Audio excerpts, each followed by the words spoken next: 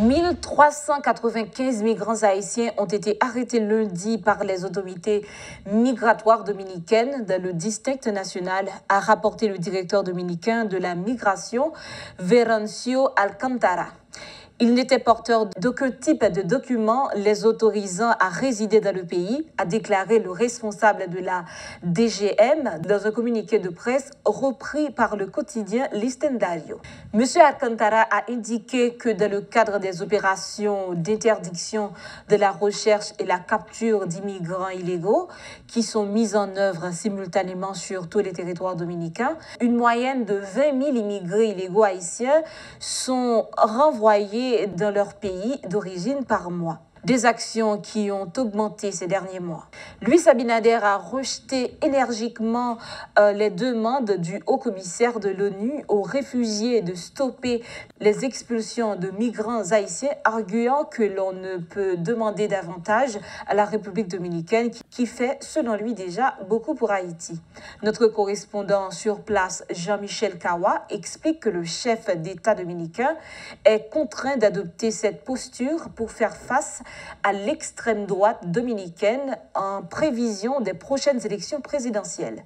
L'analyse de Jean-Michel Kawa depuis Santo Domingo. Les arguments qui sont présentés ne sont pas nouveaux. Le président Abinader donc a rejeté les demandes du haut-commissaire des Nations Unies aux droits de l'homme qui lui demandait de stopper de manière en tout cas transitoire les déportations pour des raisons humanitaires, vu la situation à la fois de façon sécuritaire et la situation sanitaire en Haïti, ce qu'a refusé le président Luis Abinader de manière très énergique. Je ne l'avais jamais vu aussi fâché, disant que la souveraineté du pays était en jeu, que la République dominicaine appliquait ses lois migratoires et qu'il n'était pas question que l'ONU donc dicte ses règles en matière migratoire à la République dominicaine. Alors les arguments du président Abinader sont connus. Il dit que la République dominicaine est le pays qui aide le plus Haïti, qui a aidé le plus Haïti dans le passé, et que la communauté internationale est responsable, ou en tout cas n'a pas fait suffisamment pour aider Haïti à sortir de la crise, et que donc la République dominicaine,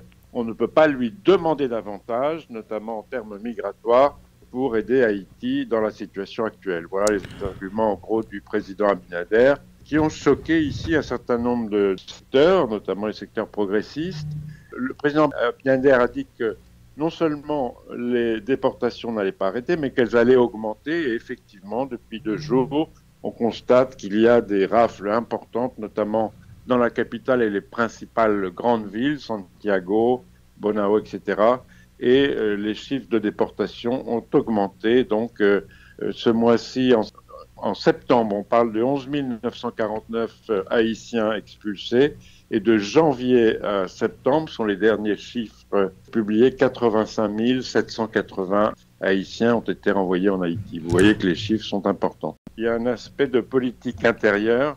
Il est soumis à une forte pression des secteurs d'extrême droite nationaliste. Et ce qui est très important, c'est que le Parti de la Libération dominicaine, le PLD, qui, comme vous le savez, a été au pouvoir pendant plusieurs décennies, vient de choisir un candidat à la présidence en la personne d'Abel Martinez, le maire de Santiago, dont je dirais l'essentiel ou le seul discours est l'anti-haïtianisme. Donc il y a une espèce de surenchère dans le discours politique qui fait que Luis Abinader est poussé, je dirais, dans cette direction par la perspective de devoir affronter pour la prochaine élection présidentielle, car il va se représenter. Il va avoir pour adversaire donc Leonel Fernandez, qui également devient de plus en plus anti-haïtien, et Abel Martinez, dont le fonds de commerce finalement est l'anti-haïtianisme. Donc c'est une situation qui est très dangereuse, je crois, pour les relations bilatérales.